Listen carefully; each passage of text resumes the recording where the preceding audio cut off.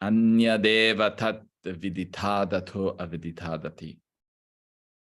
See, this is worth remembering. If anyone ever asks you, oh, okay, so then what's Vedanta's view on God? What is God? Well, you have to say, Anya deva tat aviditadato aviditadati. That indeed, that alone will confuse you because you'll be speaking a language they're not aware of.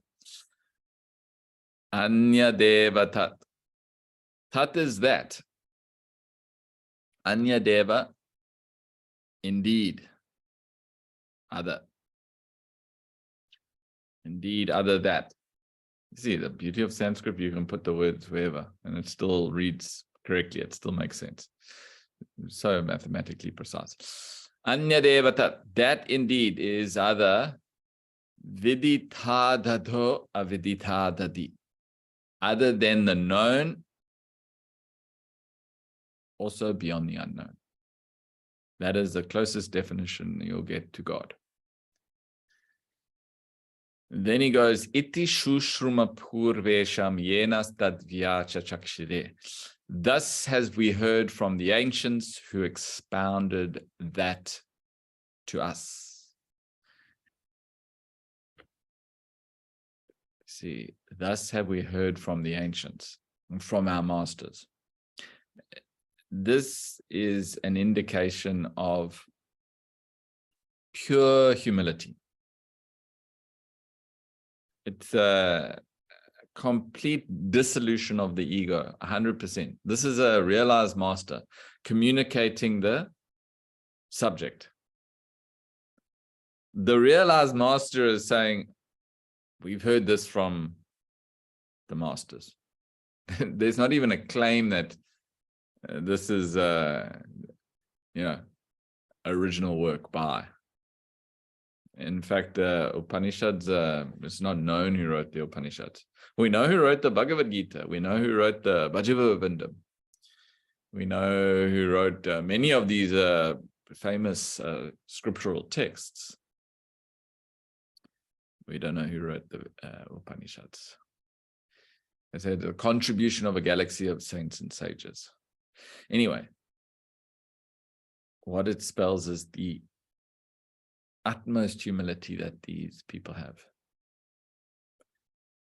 I see, as soon as you've done anything, even if it's something useful, there's this claim. No. It was, it was me. I did it. It was my idea, actually. Anything. There's this need to be known, need to be acknowledged. The example that Swamiji often gives is, in the class is someone in charge of setting the table and all of that.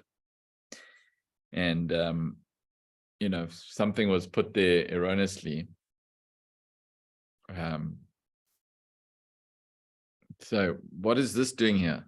No, it wasn't me. It wasn't me. That's not the question. He uses this example to highlight the idea that is always this personalization, this ego that infiltrates every aspect of what we do. You'll find in a conversation, if you're tired of talking, it's the easiest thing. Just turn the conversation onto the other person. So tell me a little bit about your... Nicely, you can relax for a bit. No, people love talking about themselves. It's nothing but ego. Some satisfaction the ego gets. I can't quite work it out. Some satisfaction the ego gets in relaying my experiences and this is what I've done, and fascinating. Yeah, these guys, these masters, handing out the highest truth, the highest philosophy known to man, and going, oh, this is something that we heard from people before us, from ancients before us. And now imagine, give you an example to help you understand it. Imagine, you had come up with Ingrid has come up with the cure for cancer. Cure for cancer. Ingrid has discovered this. And big inauguration is there. Now imagine Ingrid gets up and everyone is, Lord, you're well done, amazing. And Ingrid goes, you know what? Actually, I can't take any credit. In fact, it was the entire galaxy of scientists and medical professionals that came before me. I owed all to them. No award, no reward, no paycheck, no nothing. It was all their work. Exactly like that. Exactly like that. These guys, highest truth. Thus have we heard from our great masters. Thus have we heard from our great masters. All it's teaching us, all it's bringing our awareness to is this utmost humility that these self-realized masters possess. And even if you're not self-realized anywhere near that, you'll find there's a complete disillusion of the ego. No emphasis at all on themselves, their physical, material, emotional, intellectual needs. It's not even considered. Humble. Humility arises with knowledge. When somebody truly has knowledge, you'll find that humility streams forth. Here is a master, the utmost knowledge, complete humility. With viveka goes humility. With knowledge comes humility. It's basically an effect of knowledge. The more knowledge you gain, and when I say gain, I'm not just talking about bookish knowledge, just gaining information. I'm talking about having processed that knowledge, processed that information. The more wisdom you gain, automatically it translates into humility, humbleness. Thus have we heard from the ancients who expounded that to us.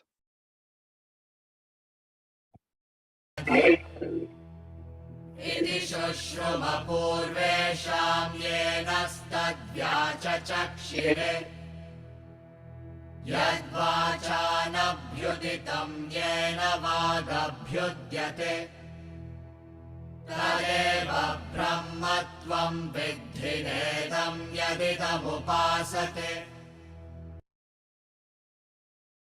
That which cannot be expressed by speech, that by which speech is expressed. Know that alone to be Brahman, not this which people worship. Now you're going to hear this verse. 5 verses, they repeat. Tadeva brahmatvam viddhinedam yadidam upasate. Tadevat brahmatvam viddhinedam yadidam upasate. Again you repeat, 5 times. I'm going to say, hang on. Earlier in the introduction, Craig, you had mentioned that Upanishad is very terse, very cryptic, very brief, known for its brevity. Now there's a repetition going on. What's happening here? The way you can potentially interpret this is that they are driving home this point. Perhaps in that time, the people were of a certain inclination,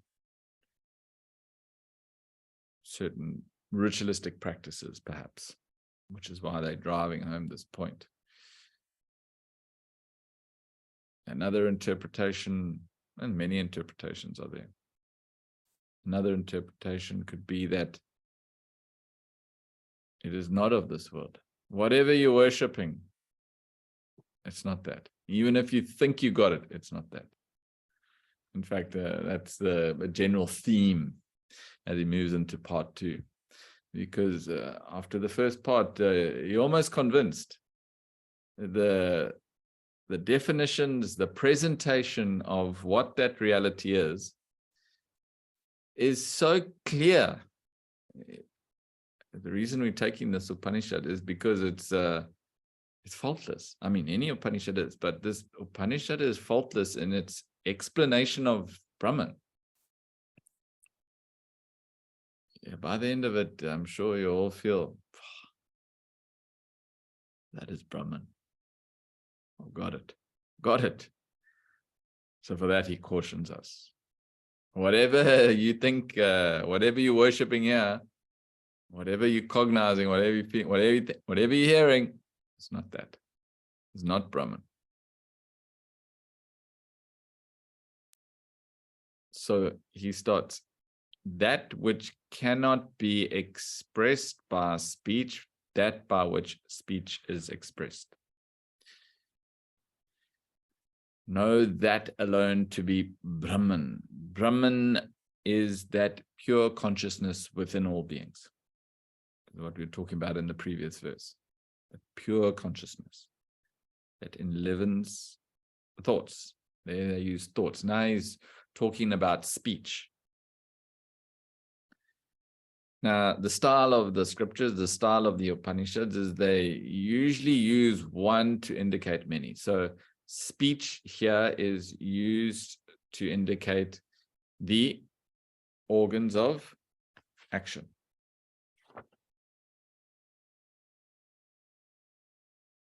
In fact, you could go so far as to say it's referring to and including the organs of perception. Hearing, smelling, tasting, touching. The organs of speech are the organs of action. Hands, feet, excretion, speech, hands, excretion, evacuation, expulsion, speech. So, the verse essentially is summing up that Brahman cannot be conveyed through speech. The organs of action, per se, cannot reach the reality.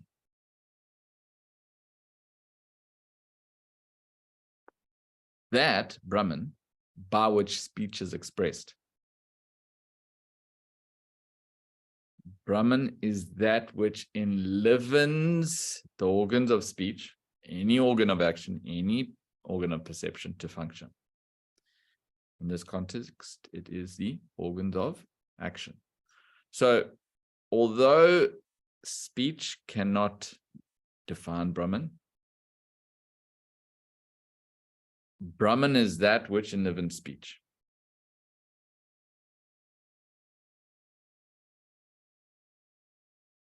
So, the self enlivens or animates speech. I'm talking now. You are listening. What enables me to talk, what enables you to listen, is the reality. However, whatever I talk is not Brahman, is not God. Whatever you are hearing is not God. Yes, concepts of God, thoughts of God. We had a very nice chat in class today. It was all about God. Nothing about God. So it is that subject, capital S, that subject within, that enables the organs to function. He uses here the organs of action.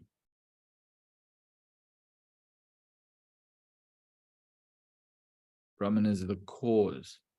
Brahman is the enlivener. Brahman is the animator. But of the organs of action, of the organs of perception. We get onto that. Just now he's talking about this body aspect. Brahman is the enlivener, the animator, the cause for the organs to function. But Brahman cannot be reached by any of them, by any of the organs of perception, by any of the organs of action. Whatever work you put in with your hands, maybe even sign language, maybe you can sign Brahman. Impossible. You can talk about Brahman. It's not Brahman. What about hearing? Smell Brahman? See Brahman? Can see Brahman? It's very interesting because some people are convinced they've seen God. 100%. I've seen God. No, God speaks to me. God is listening. He's answering my prayers. No, because I'm speaking with God. Speech can reach him. Speech reaches God.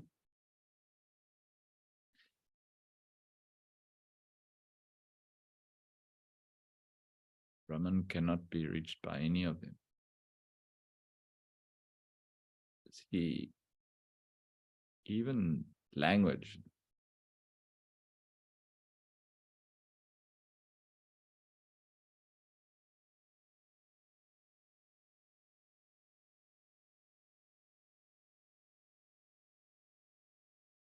The Yajur Veda and Sama Veda is something Hindu priests preach via speech when they conduct ritualistic ceremonies. These priests spend countless years to get closer to Brahman by reciting, and speech is important. They also attempt to assist others through these ceremonies. If Brahman cannot be reached by speech, are these priests not wasting their time trying to attain Brahman through ritualistic ceremonies? Well, this is exactly the discussion here.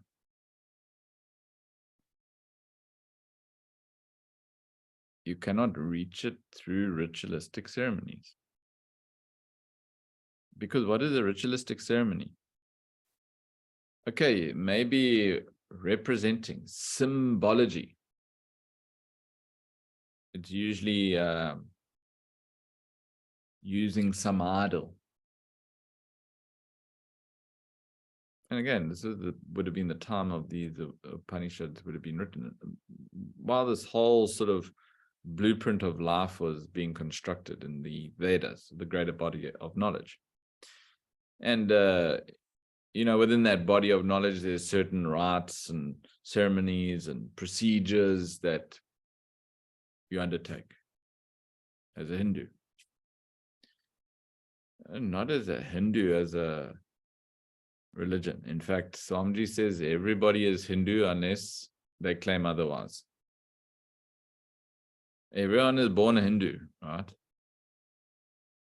You got to look at it from a philosophical perspective. Otherwise, you're sitting there and going, here I am, a European from Europe, sitting here in Cape Town. Now you're telling me I'm Hindu. I thought this was not about religion. What are you talking about, Craig? Is this now some conversion ceremony you are hosting? And not like that. Everybody is a Hindu until or unless they claim otherwise. These are Swamiji's words, not mine. It's with consideration, with thought. See, we're all subject to these laws of life,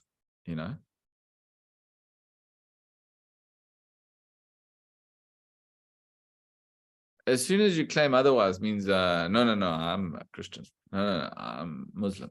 No, I'm whatever you are, maybe atheist. Then you stop being a Hindu. There's no claim then you're Hindu. Anyway, there's a bit of a sidetrack. I'm coming back to Chintan. So at that time, there are obviously these priests, these Brahmins conducting these ritualistic ceremonies, and invariably there would have been the presence of some idol worship going on. Now, the reason that the Upanishads draw strong attention to this is so we don't get lost in those practices. See, the practices themselves will not take us there. They may be worshipping in that time. There was a very well-known symbol. It's called the Shiva Lingam. A lot of significance is there in the Shiva Lingam, and that would have been a representation of God. It's an idol that represents the ideal being the attainment of the reality, attainment of God. So the idol represents the ideal. The idol is not the ideal. The ceremony is not the God. However many times you practice a ceremony won't directly take you there.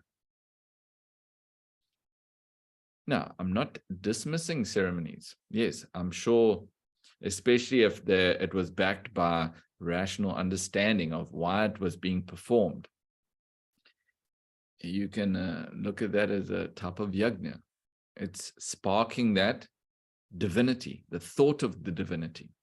Remember, we discussed in chapter 4 of the Bhagavad Gita. The whole yajna cycle was there. Everything we do can be converted into a yajna. The ritual itself is representative of that. If we understand what the ritual represents, we can use that very yajna to take our thoughts towards the truth, towards the reality, as it were, towards the higher. Merely performing the rituals, merely undertaking these practices will not get you there.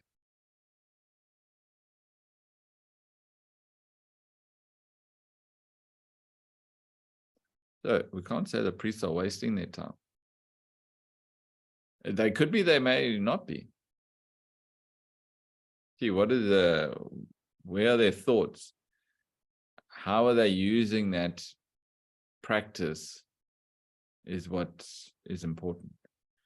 They may be priests, maybe just doing, I know plenty priests. I don't know plenty, but there are plenty priests, of which I know a few. Big business they're doing.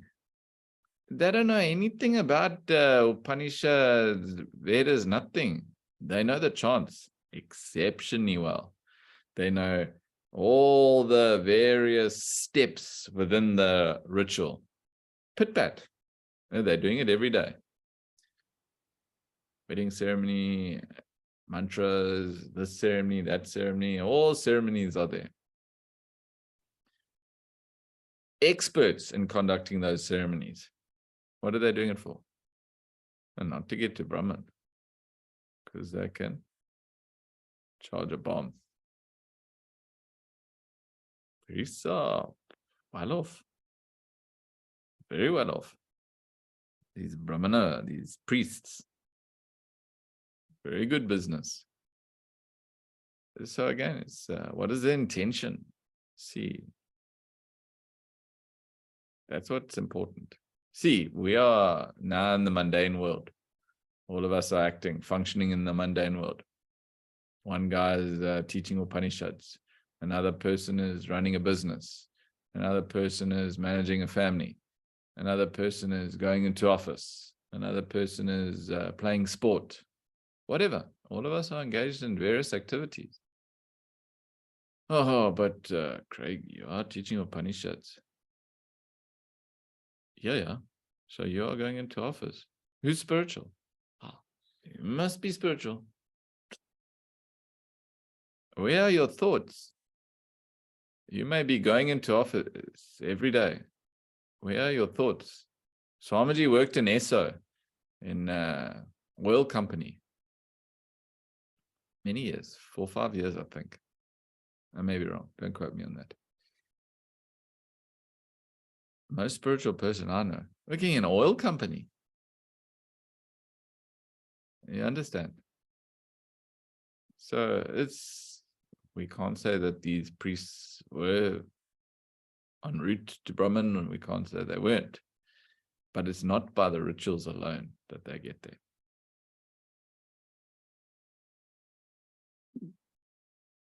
You okay, Chintan? Yeah, but also, now there's so many different versions of the Kenopanishad.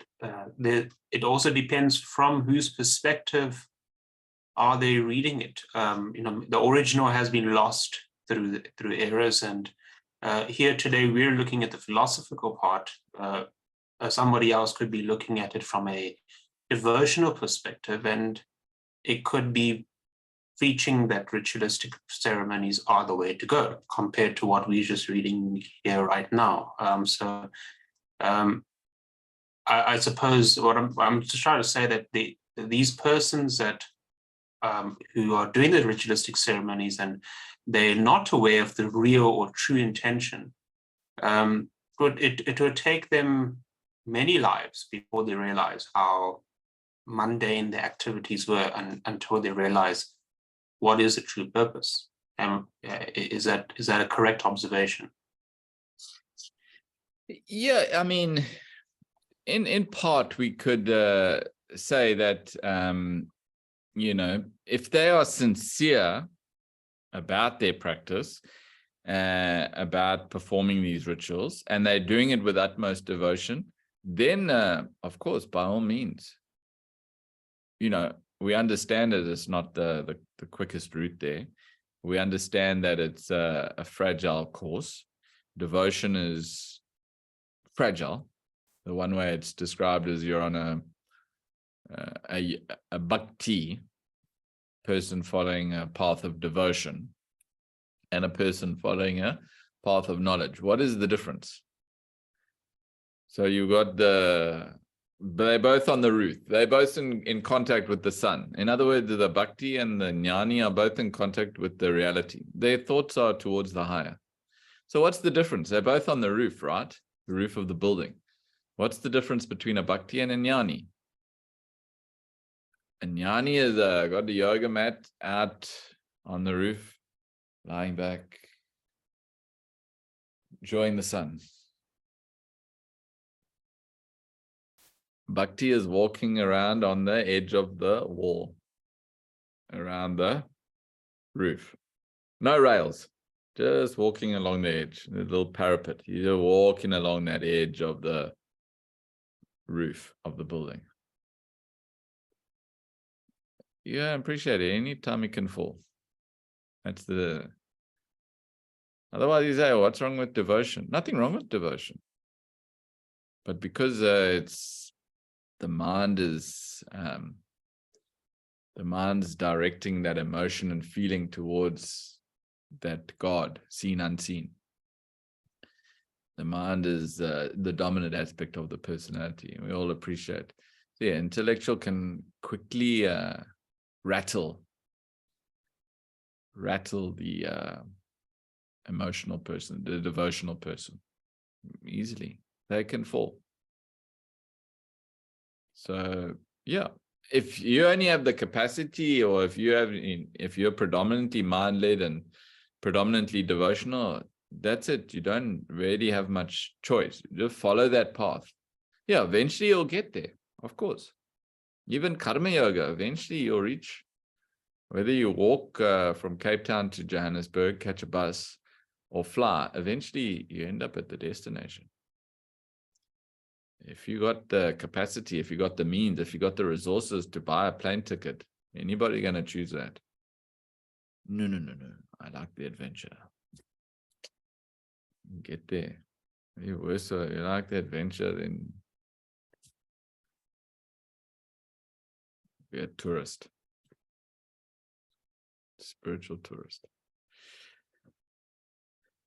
Like, there is a different approach in bhakti yoga, devotion, prayer, ritual, and jnana yoga, the yoga of knowledge. Bhakti yoga is dualistic, while Vedanta is non-dualistic. Worship of Jesus, Allah, etc. is also bhakti.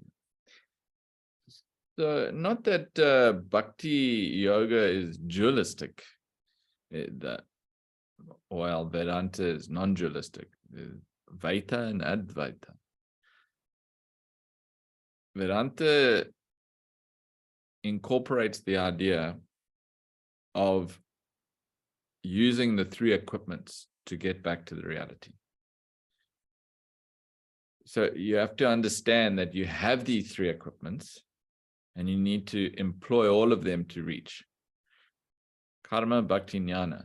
It's not that all of us sitting here because we managed to understand 4 chapters of the Bhagavad Gita, 1 Vedanta treatise, we're all intellectual, 100% intellectual. It's not that.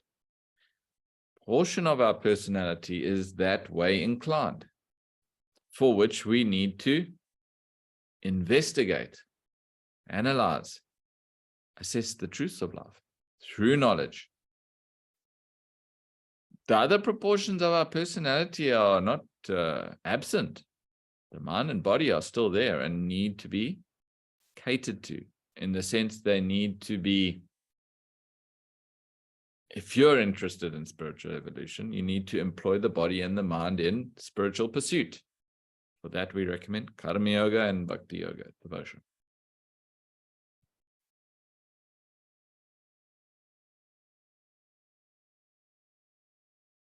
So,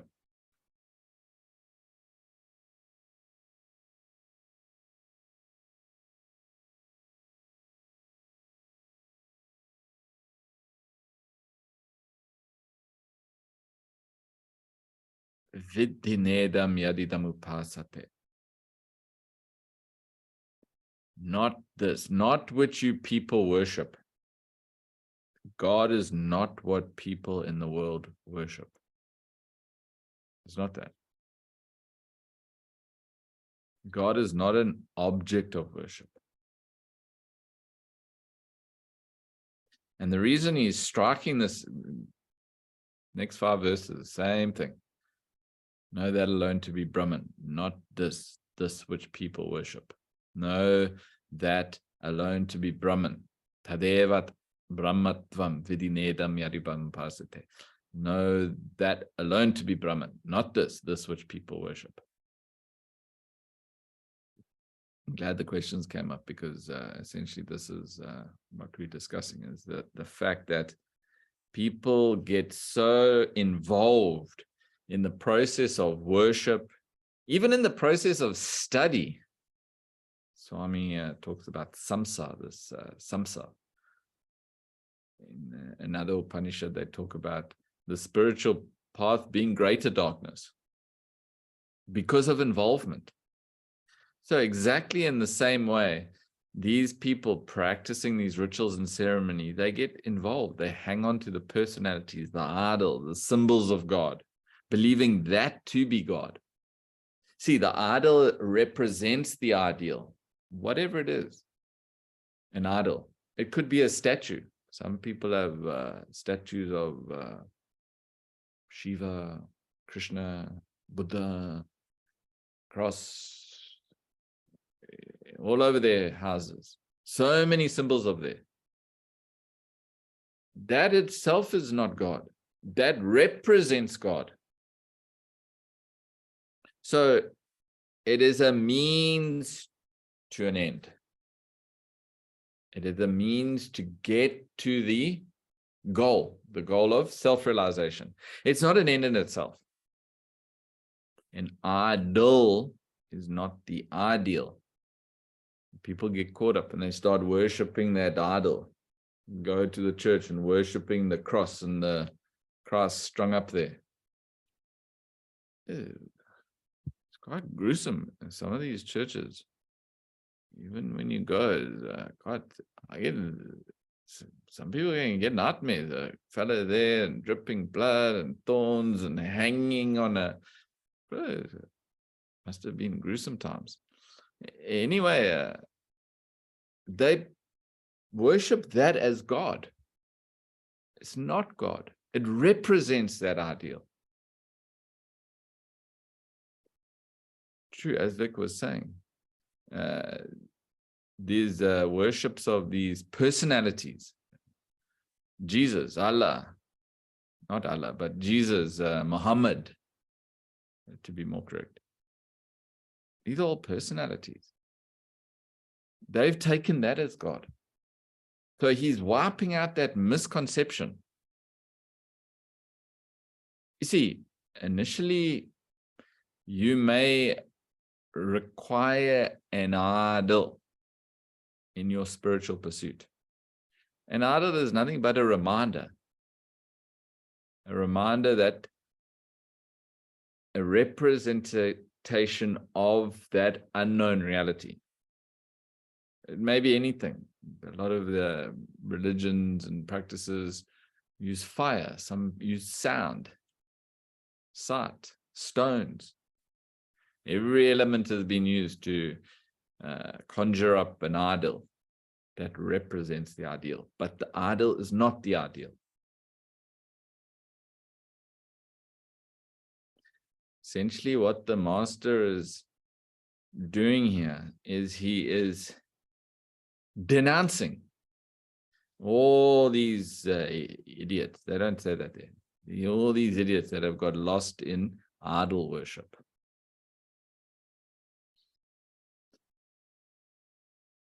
It's a form of samsara. You get caught up, you get lost in the idol itself, believing that to be God. It's not God. Talks about perception, speech, action, body, the organs of perception, the organs of action, however they're used in hearing, seeing, smelling, tasting, touching, working, speaking, evacuating, generation. None of those are God. Directly cannot take you to God.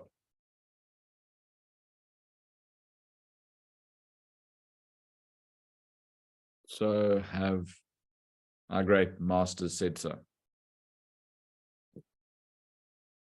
So it's nothing but exercising a sense of caution in your approach, in your spiritual pursuit. Be careful not to get caught up. I'm broadening the scope here. See, we're all, I wouldn't imagine anybody is here because they're not on a spiritual pursuit or not on a path of self-development, you can call it.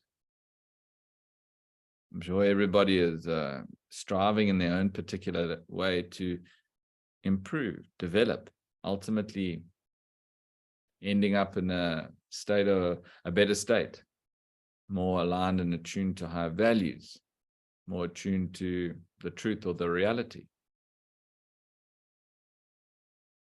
If you aren't, then, I mean, well done for enduring these hour-long lectures that are pretty much designed for that. The other option is you are completely deluded. I don't know.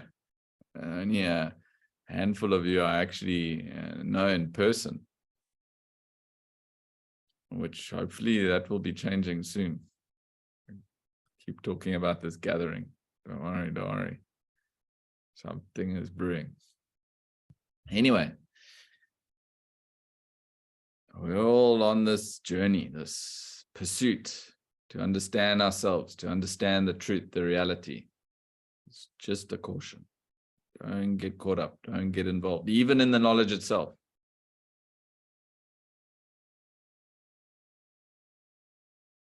We listened to a lecture that Swamiji gave in 1998 on samsara.